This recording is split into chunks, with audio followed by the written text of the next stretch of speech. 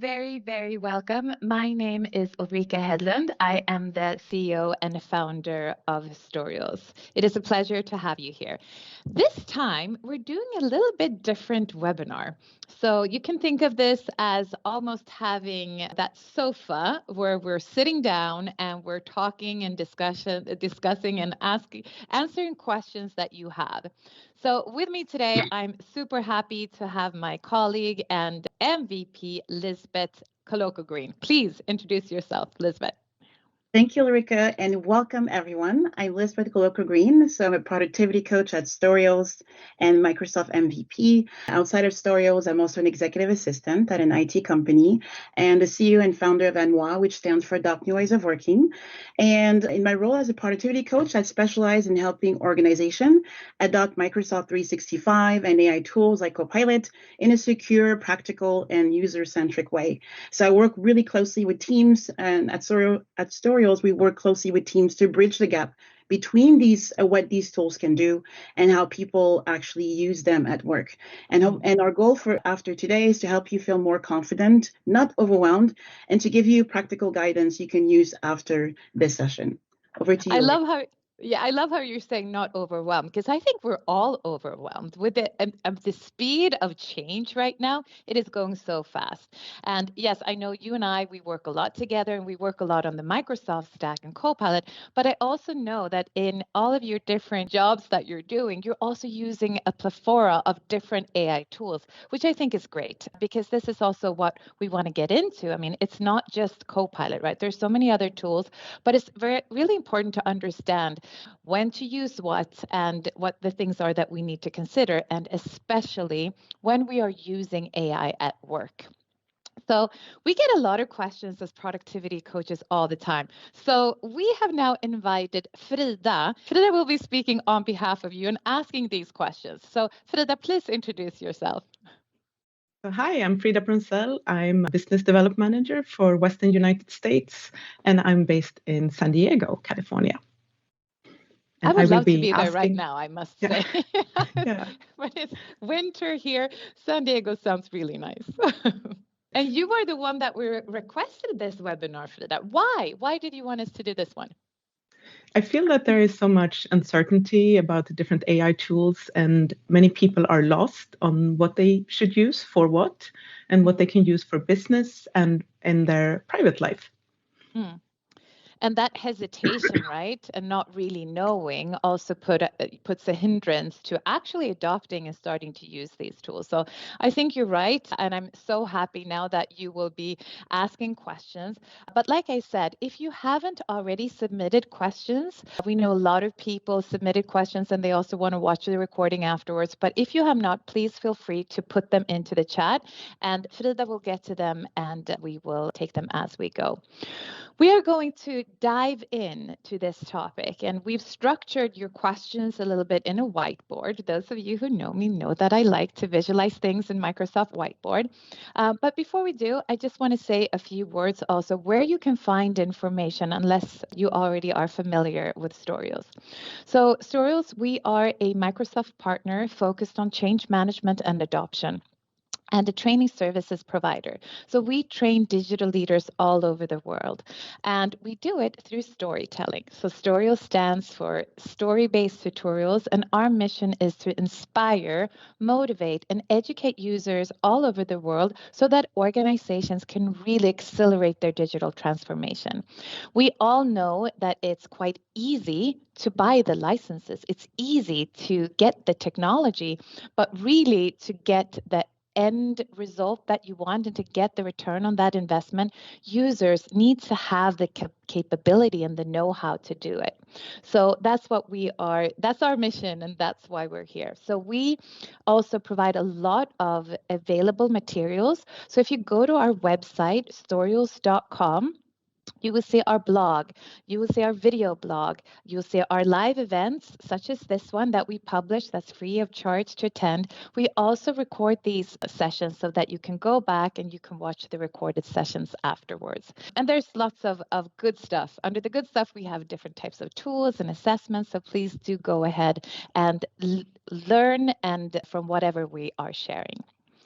But with that, enough of the introduction. Frida, what's the first thing that we want to cover here? The first question we got was, what generative AI tools should I pick? There are so many to choose from. Yes, and it is true. There are so many. So Lizebeth, share some of the tools that you use today. So I think that when people have that question, they sometimes pit Copilot and ChatGPT together, but for me, they're not competitive tool. I use Copilot because it's really designed to help me work inside of Microsoft 365 within my company data. And I also use ChatGPT because I feel it's more designed to help me learn and think and draft outside of my company system. I use Perplexity whenever I need to do some research because it's great at providing resources. And so these are really the main three. I mean, I use others as well, but the main three that I use, or four, because I also use Claude, especially when I'm preparing for training sessions. So I would say I use Copilot, ChatGPT, Perplexity, and Claude. So we've listed some of these here, but I think what's really important for us when we answer this question, what generative tool should I pick, is that it really depends on what you want to use it for. So here again, Lizebeth mentioned that, yes, learning new things or exploring new things or preparing training sessions or when she's working, right? So you need to look at it. What scenario are you in? So of course, as a consumer, there are so many free tools that you can use. So we listed some of them here that also Lizebeth mentioned. So Gemini from Google, ChatGPT from OpenAI, and Microsoft Copilot, the consumer version, and Claude as well from Anthropolis. So there are a lot of free sources or free tools that you can use. But again, you should only use them for your personal use case. So nothing that's related to work. They have a lot of different tiers depending on how much capacity and capability and what you want to do with them.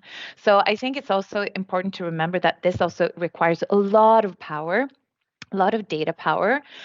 So it is an enormous cost as well, both from a financial perspective, but also on the society. So the other thing is, like we said, when you're looking at using AI tools for your business or for your corporation, you need to make sure, or that your enterprise, you need to have a tool that includes something called enterprise data protection.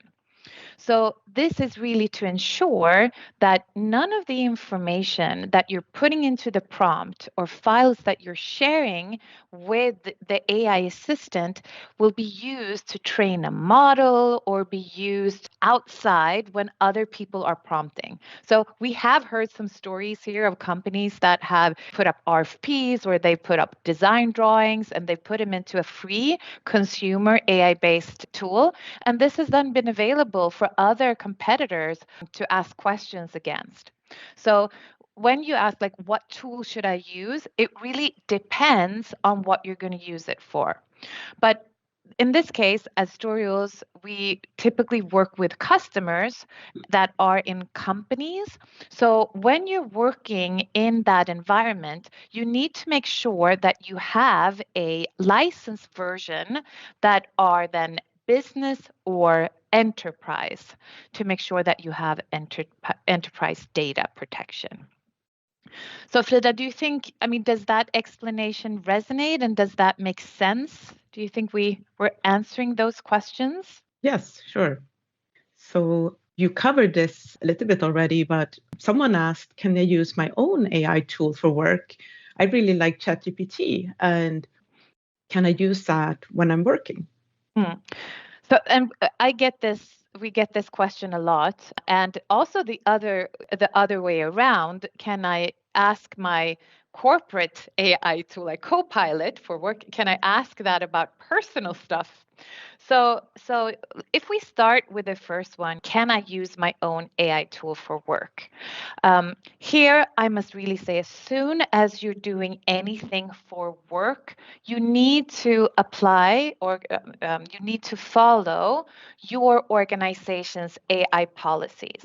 So for instance, if I go into Storyals and if I look at our company, we use different AI tools for different things. So we use, for instance, a video generator called Colossian for some type for video creations of digital avatars. But for us, of course, it is super important to look at where is that data residing, and we wouldn't want to put any of our intellectual property into that tool. So we're only using that tool for that video creation. Same thing for other specialized areas where you want to use things, you might use other AI tools, and you probably will. But you always need to make sure, because this is the big worry that a lot of corporations have, that their intellectual property will leak out of the company and others will use AI tools for this. So again, you need to follow the guidelines from your organization. And some organizations, again, they have different tools that you can use. So it's not one size fits all. I would say if you are a Microsoft 365 organization, then using Copilot makes perfect sense because you have Copilot chat in the protected view already included. So there it makes perfect sense. But if you're an organization and you have mixed, you're on Google, for instance, then Gemini makes more sense. If you're on a mixed platform, then ChatGPT with different connectors. So you can use, of course, ChatGPT and use connectors to different types of tools. And you can use that from Microsoft 365 as well. But the native connection that you have with Microsoft, that deep native integration with the apps, that is something that comes with that Microsoft Copilot version of the AI assistant. But we actually wrote a blog about this. I'm going to share it here because it was also it's a bigger question. What tool should I use? Perhaps not as an individual, but like for our organization, and what should I put in our AI policy? So we put these links here, links and also the QR codes, and we'll share them also after this webinar so that you will get them in an email as well. But here there is a good blog that goes through different things to consider using Copilot ChatGPT. And then we've also made a video blog of this. And here, actually, to create this, we can just show this. So we know today a lot of people don't sit and read, but they want to listen. They want to consume using media.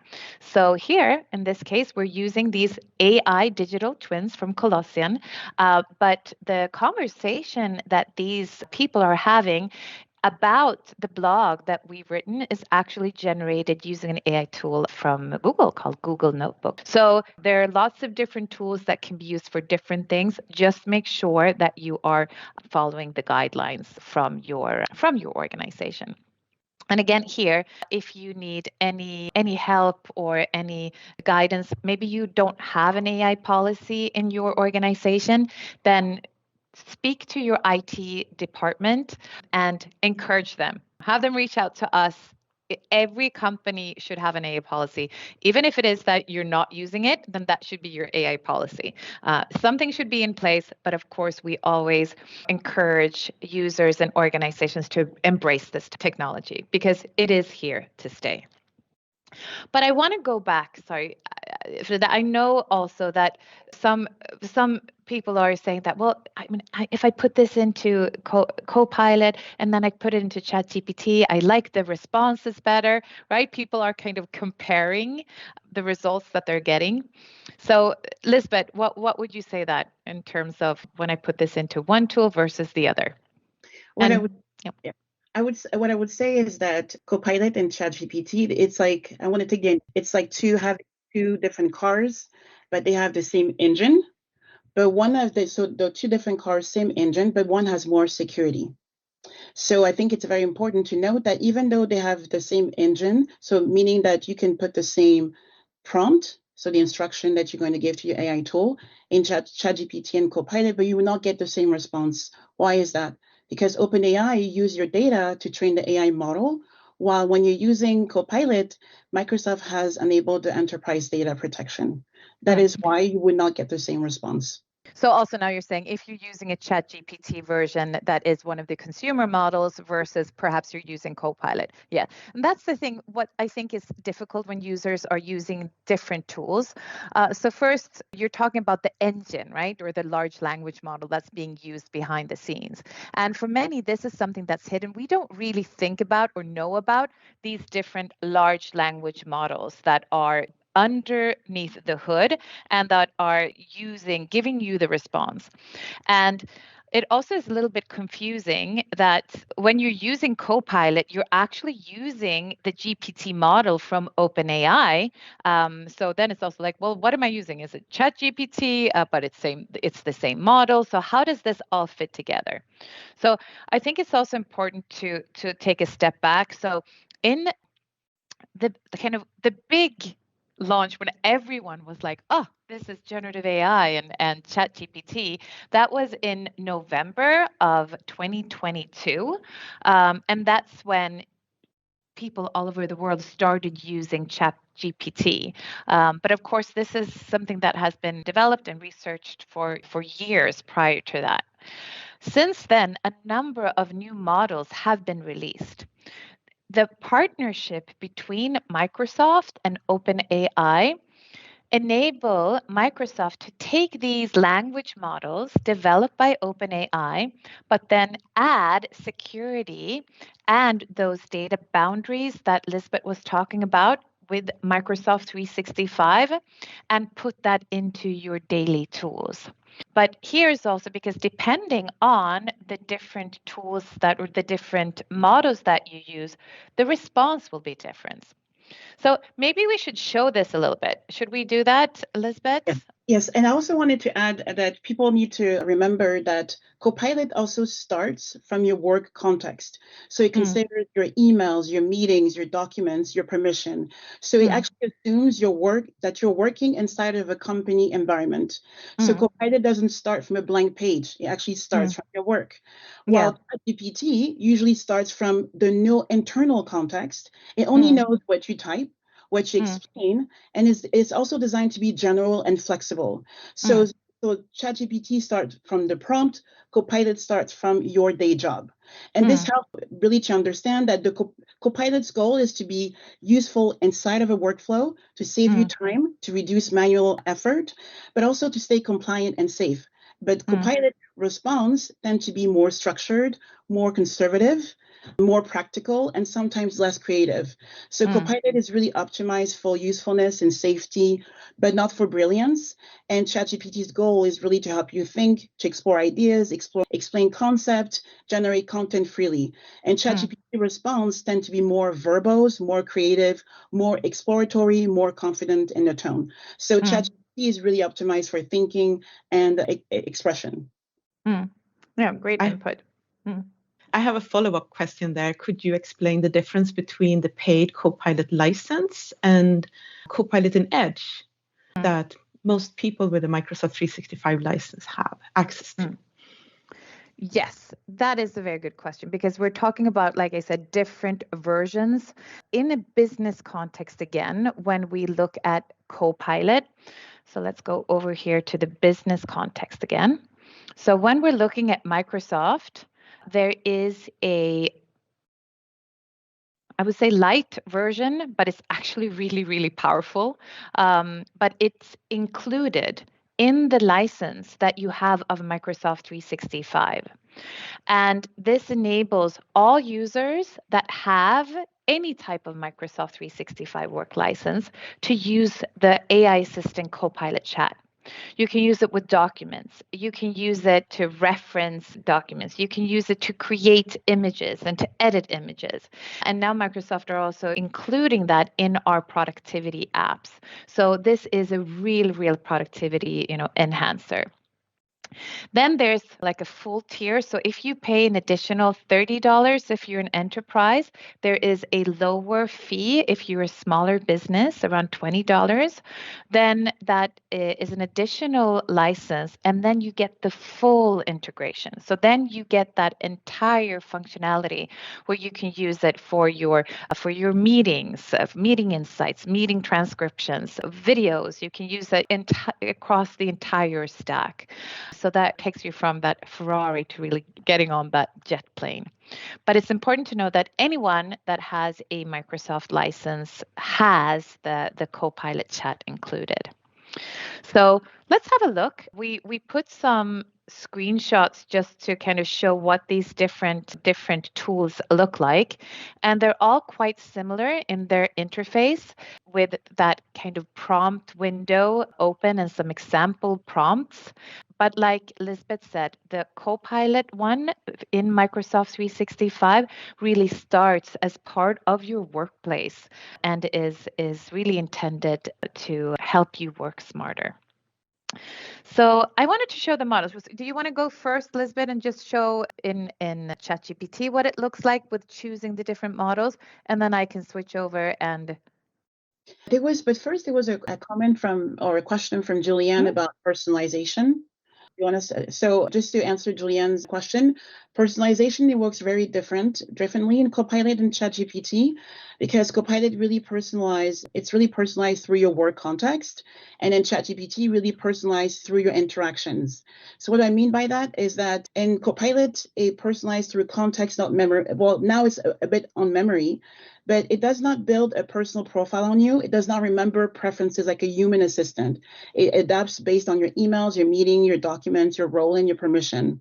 So Copilot really reflects on how you work. But then when you're using ChatGPT, it really personalized through interaction and instruction, because it adapts within the conversation, repeated instruction, styled, tone, or request. So you can really explicitly tell it, use more executive tone, be more concise, explain this as if I was not a native speaker. So ChatGPT becomes more useful the more clearly you tell it what you want. And to give you an example, I have personalized my ChatGPT. I don't even name it ChatGPT. I call her Winnie. What's it called? I call her Winnie, and not Winnie. my middle name is Winnie. It's not after Winnie the Pooh. It's actually my mom was a big fan of powerful women in history, so Winnie is after Winnie Mandela. Cool. I didn't know that.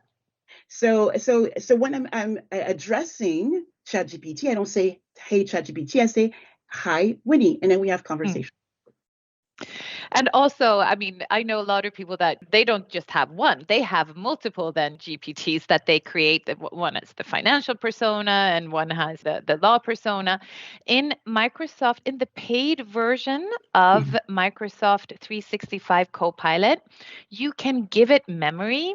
And also, Microsoft has announced something called Work IQ, which means that it will even build on your entire work data, not just like the Microsoft graph, not just the inputs, but really all of the relations and inference on making predictions on the data that it has at hand.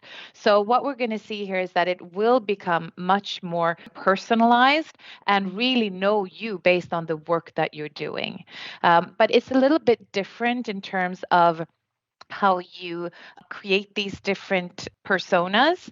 And also it's a little bit different in ChatGPT and Copilot as well, in terms of in Microsoft, in the world of Copilot, you also work more with agents. So you would have an agent that is really good at going through all of your, for instance, policy documents. And then you might have another agent that is really good at doing research and things like that.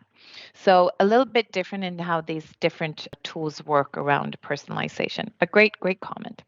But now we've done a lot of whiteboarding and looking at questions. So Lizebeth, why don't you start? Why don't you show a little bit from the ChatGPT what that looks like, and then I will switch over and we will look at Copilot and have a little bit of a demo. People like that. So let me share my screen. So I use both the paid version of ChatGPT and also the free version, especially when I'm doing demos.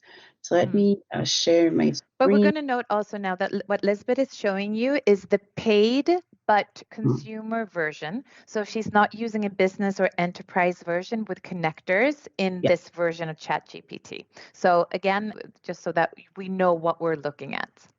Although now you can add connectors now in the paid version of ChatGPT since 2 weeks ago. Yeah, so the connectors are, for example, different applications that you can connect within your prompt, so that when let's say, for example, you're visiting Stockholm and you're looking for a restaurant.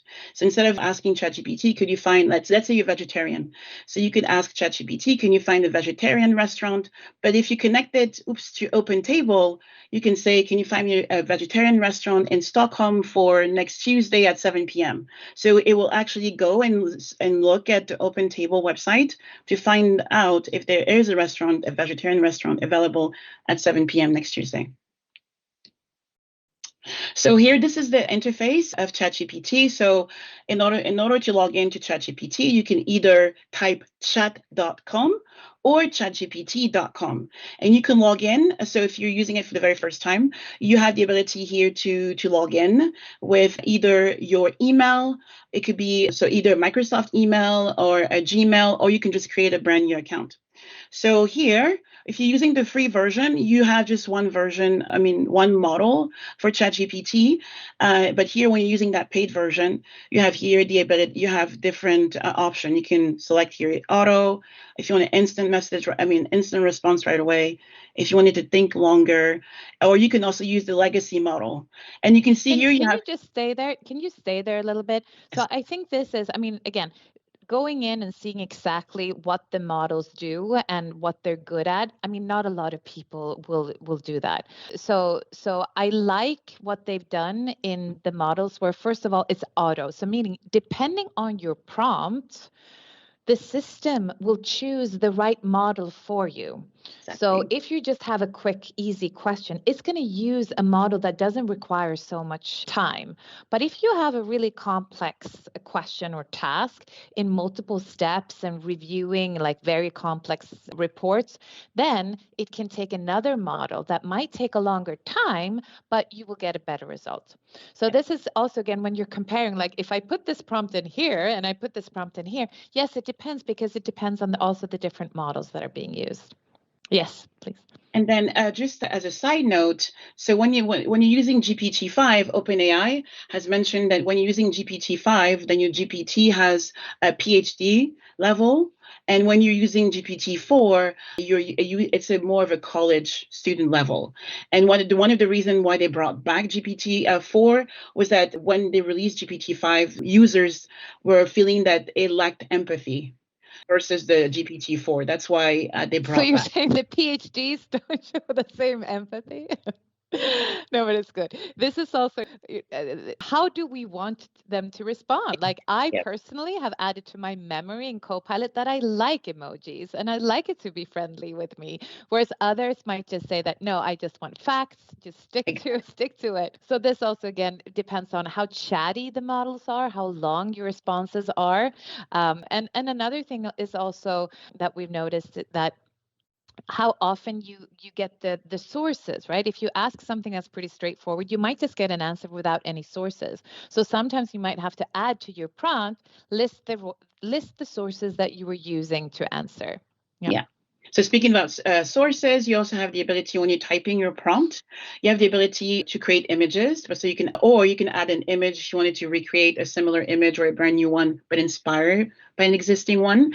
So here you can create images. You can also do some deep research, but you are every month with the paid version, the paid personal version, you have a 25 deep research chat. You can even do your shopping as well. And you can also use agents. And then one that I love is the study and learn. So with my daughter, we're learning German. So we use this whenever I've created flashcards here. And so I use that study and learn mode. If you want to be able to search it's already searching the web, but if you want to do more deep research, you can use the web. And Canva is when you receive a response, but you want to be able to edit it. You can use the Canva. And for then birthday invitations and all of that stuff that you need to do. Beautiful images of, Exactly. And you can also use here quizzes. You can view your year in review with ChatGPT here, but you can also, when you click here on the Explore apps, this is actually where you have the ability to apps or connect apps directly in your prompt. So you have those that are featured that are mostly used by end users. So you can just click on it and then connect it. And then so you have here, you have the one for lifestyle and also here for productivity. And so now they have added as well.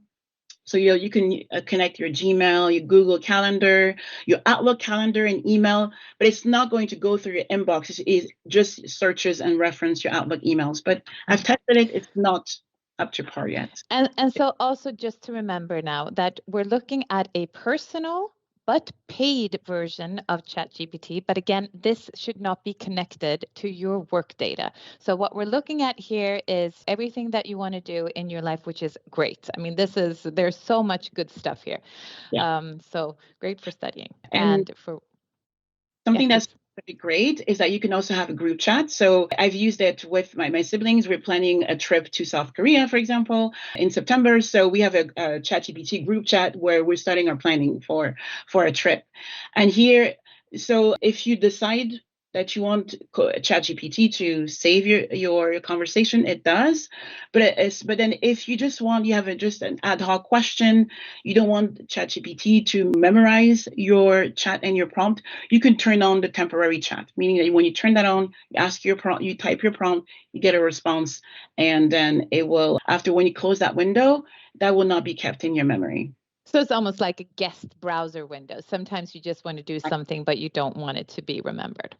Yeah. Perfect. Thank you so much for showing that. I think it's really good to kind of see it in action. Was it something else you wanted to show there, Liz? That I wanted to hear, when you click on, you can also personalize your GPT, which I think is very important. When you click here, the same thing that you can do as well on Copilot. When you click here on personalization, you can also decide on the style and the tone, the characteristic.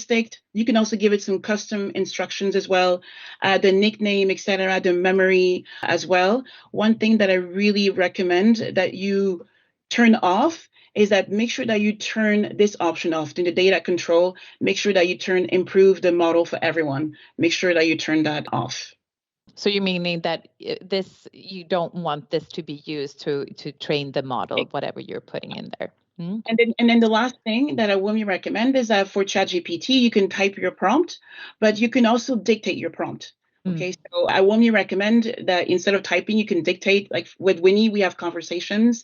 And when you download it on your mobile device, you can use something called voice mode, meaning that it can scan your environment and you can scan your environment. You can ask questions based on where you are. Like, for example, I was in London last November, and when I was on the tube, I exited the tube. There was so many exits. So I was able to turn on the voice mode and then point my camera to the exit sign and ask Winnie which exit was I supposed to take in order to get back to my hotel. So that's great. Wonderful. Cool. Thank you. So we have a question here from Amelie now to how do you add personalization in the Copilot, in the world of Copilot? Then I'm going to switch over here and show the different so that we know which one we are using. Okay, so I'm going to start here. This is the consumer version of Copilot. So just like you saw in the interface, we have very similar. We have our history here. If I sign in, I can have all of my conversations and I can have the same as we do with ChatGPT for the personal use, that I can do the homework and I can study with my son and get those recipes. This is not the version that you should be using for work. This is the consumer version where you work on things in your personal life. So the version that you should be using for work is the one called Microsoft Copilot Chat. Now, to get there, you could type in your normal office.com or Microsoft365.com, any URL you use to get into your workplace on Microsoft 365. What you need to make sure is that you're logged in. So here you can see I'm logged in with my demo account, Ulrika at Storyals.net. And this is the included version of Copilot Chat.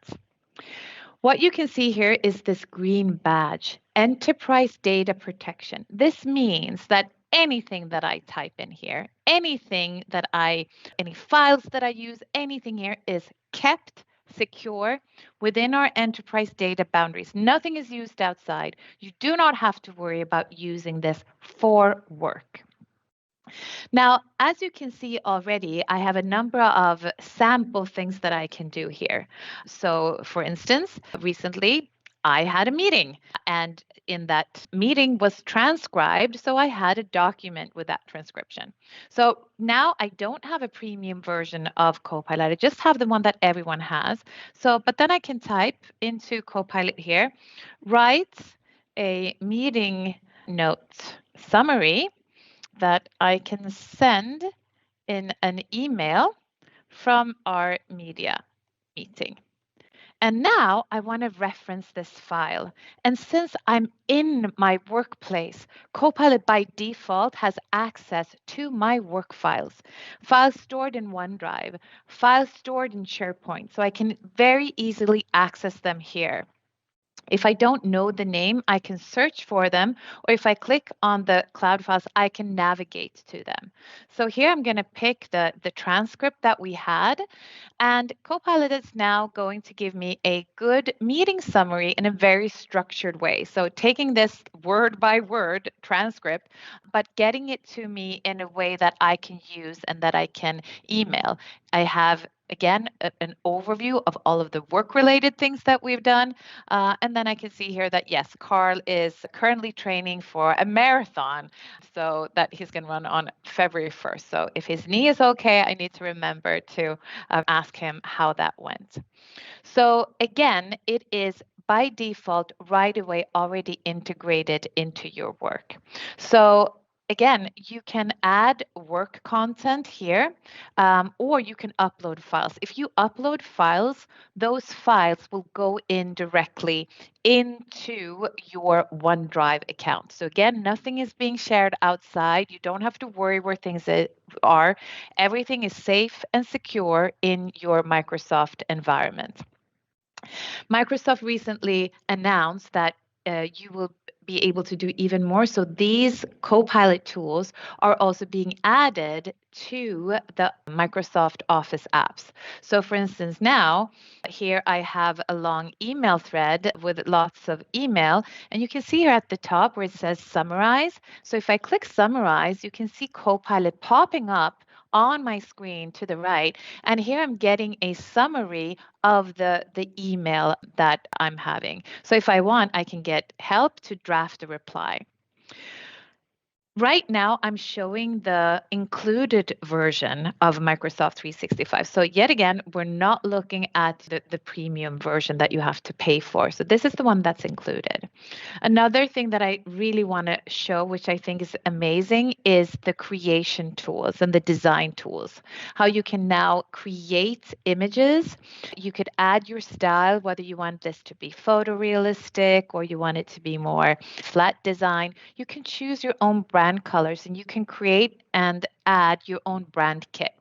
So you can make sure that as a company, the designs that you make follow your brand guidelines and choose what format you want to have them in.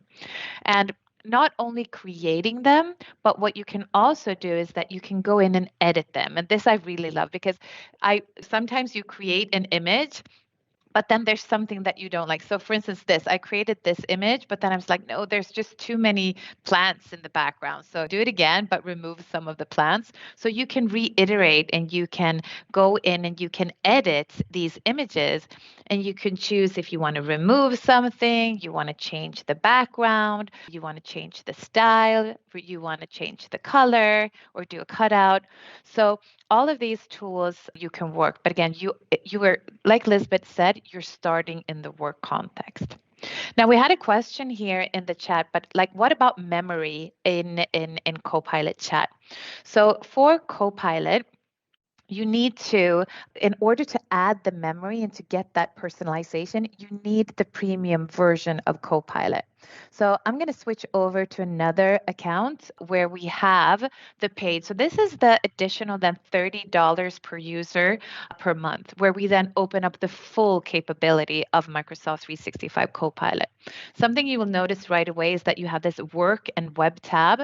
So if I click the web tab, it's like I'm only looking at what's on the internet. So then all of anything that I ask, it would only be grounded in the web.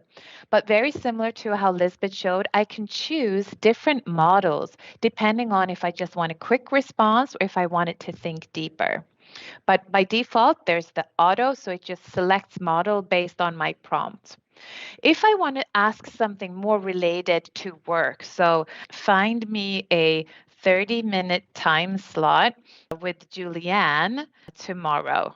What it will do is that it will go through our calendars and it will look at when I'm available and when Julianne is available, and it will help me find a meeting time when we can meet. So here I can see it suggests a number of time slots when we're both available. So we'll do the 3 p.m. And if I click here, send invites, Copilot is going to send an Outlook meeting invitation to us that time. So it's integrated into my daily productivity tools and really working as that assistant and helping me with the daily tasks. Now, what about the memory then? So now that I'm in the paid premium version, I have more options. So if I click here and I go into the settings, and then I go into the personalization. This is where I can give Copilot my instructions. So for instance, I can say, I like a friendly tone, so feel free to add emojis and analogies when explaining things. When you give responses, please ensure to provide sources as often as possible. So this is something that I've given as a custom instruction. I can also look at Copilot memory. So what you can do is that you can put things in. So even in the prompt itself, you can say add to memory, and this gets added.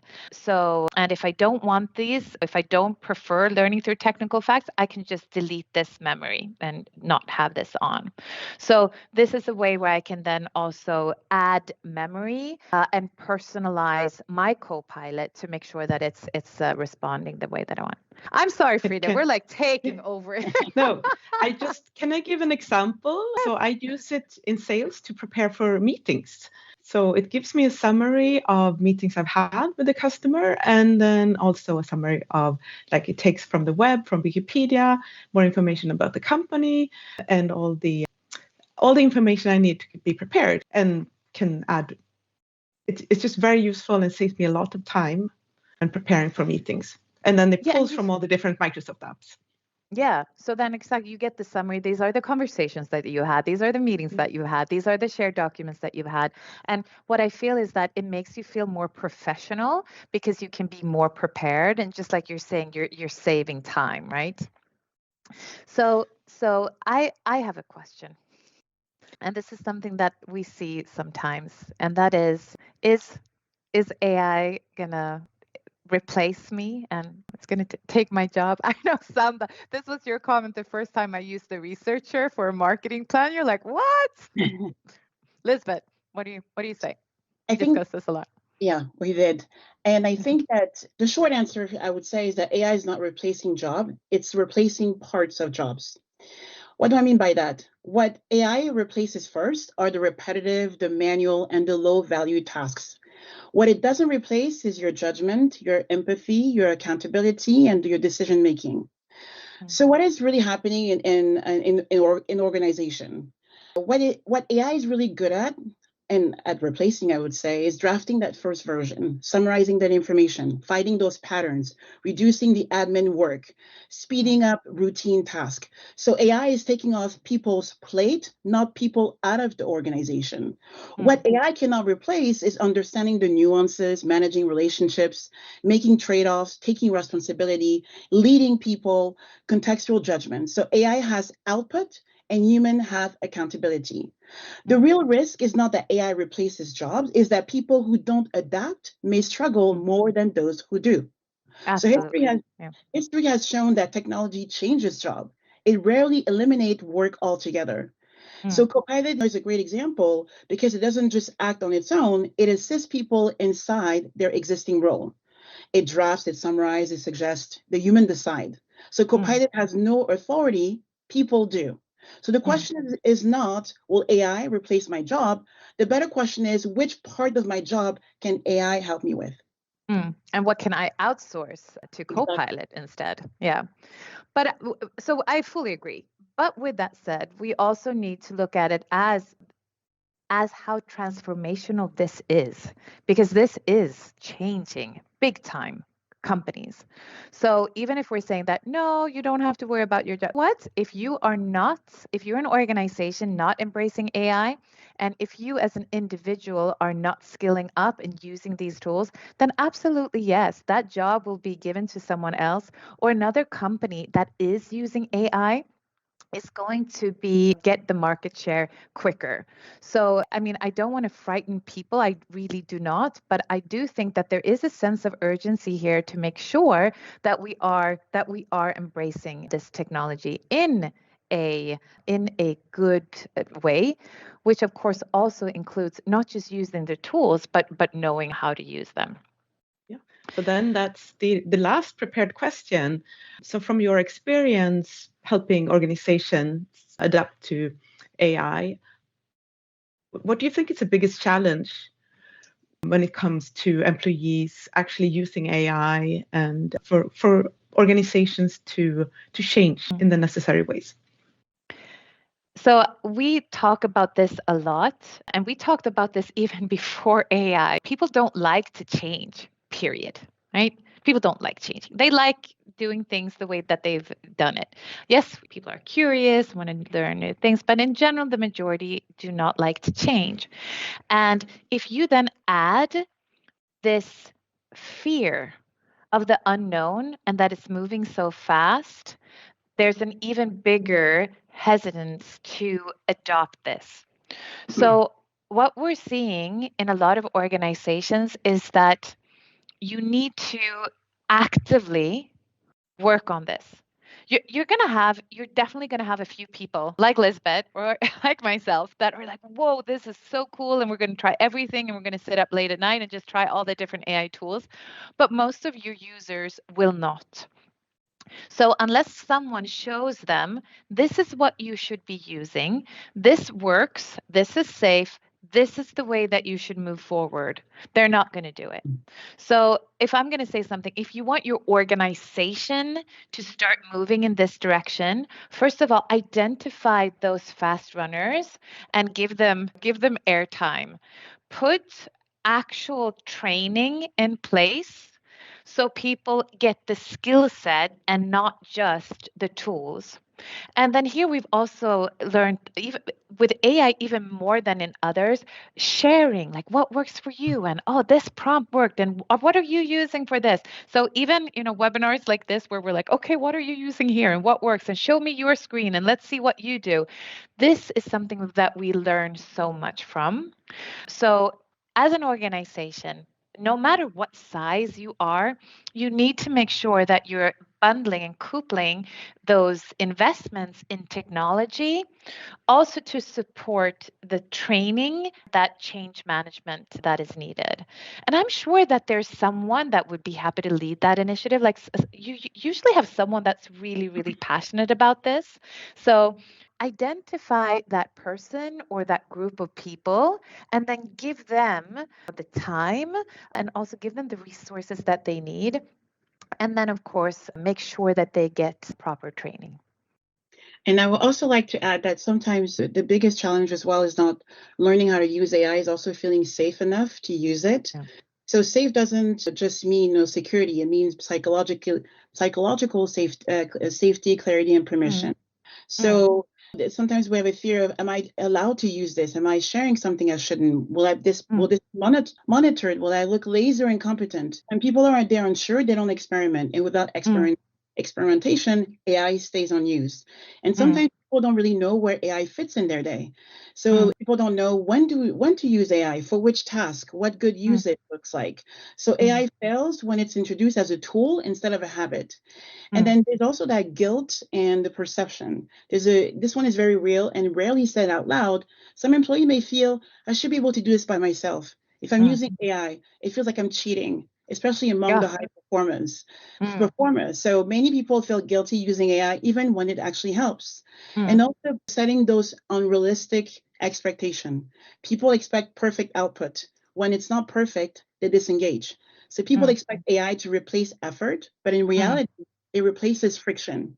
So adoption really stalls when leaders don't model usage. And if you don't use AI out loud, employees, they won't use it quietly. So then it's not okay. Like it's almost like second class. Like if you use AI, this is bad. Yeah. So really when they give clear guideline, when they normalize experimentation and they show real examples, adoption changes overnight.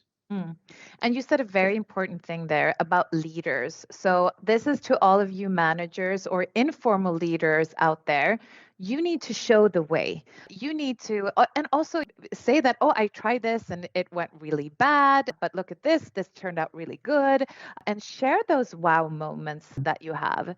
That is super important, whether you're just sharing it informally in a meeting or if you actually set up a channel for that. So within our company, we have a learning channel. And here we post like tips and I found this, but also like, wow, I did this. I threw in our price list into the analyst agent. And all of a sudden, I found like price inconsistencies that we've had for years, and I had never spotted them. So things like this, where you try things out and things work. So absolutely, having leaders that do that.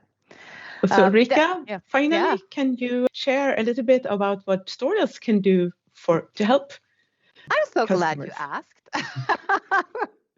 I was about to forget. No, so absolutely, we love doing this. As you can imagine, we thrive to share our knowledge. And for organizations that want to learn and want to provide their users with training by experts, we put together actually two different programs. One is the Kick-start program. This is the Microsoft 365 Kick-start program, where we start educating everyone on the Copilot chat that everyone in the organization has.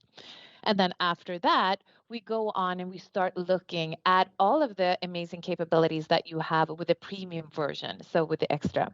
And again, being Storyals, you get our entire story-based learning on all of Microsoft 365. And you also get our live coaches that go through a structured training plan that's aligned also to Microsoft's curriculum with the Microsoft Learn badges. Some organizations are actually eligible to get this partly funded by Microsoft. So please do reach out to us at Storyals and we can see what is available for your organization.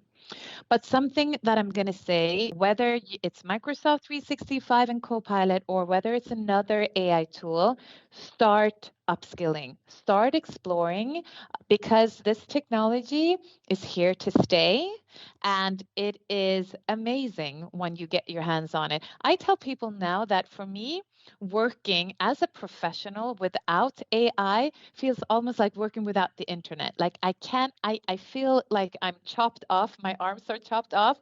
So with AI, I become a better version of myself. And that's a really good feeling. So that's the call to action to everyone. Thank you everyone who attended and who posted your questions. Thank you so much everyone for coming today.